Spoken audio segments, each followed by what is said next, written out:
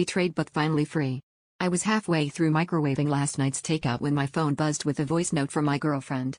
I pressed play on speaker, expecting a sweet check-in, but what came through was her laughter, raw, unfiltered, and not alone.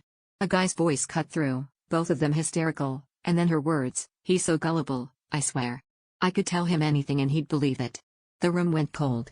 I stood frozen, the microwave humming behind me, realizing I'd just heard both of them mocking me, like some inside joke I was never meant to hear. My hands shook as I thumbed through our recent conversations, every "I love you" and "you mean everything to me" suddenly warped and meaningless. I replayed the note, searching for some clue that this was a prank or a misunderstanding, but the laughter was too real, too cruel. I thought of the nights she'd come home late, her shirt inside out, the way she'd brush off my questions with a kiss and a promise. Maybe I'd always known, on some level, but I wanted to believe her stories more than I wanted the truth. I confronted her that night, voice trembling but determined not to cry. She didn't even bother to deny it. She just looked at me, almost bored, and said, "Grow up. Not everything is a big deal." That hit harder than the betrayal itself. She slid past me, grabbing her jacket and keys, leaving me standing there with nothing but her echo in the hallway.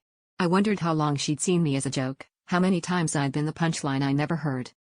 But here's the twist: as the apartment door slammed, I felt something unexpected, relief. I realized I'd been clinging to the idea of us, not the reality. I'd let myself become the gullible boyfriend because it was easier than facing how empty everything had become. The real betrayal wasn't hers, it was mine, against myself, for ignoring the truth. And as her laughter faded, I promised myself I'd never be the fool again.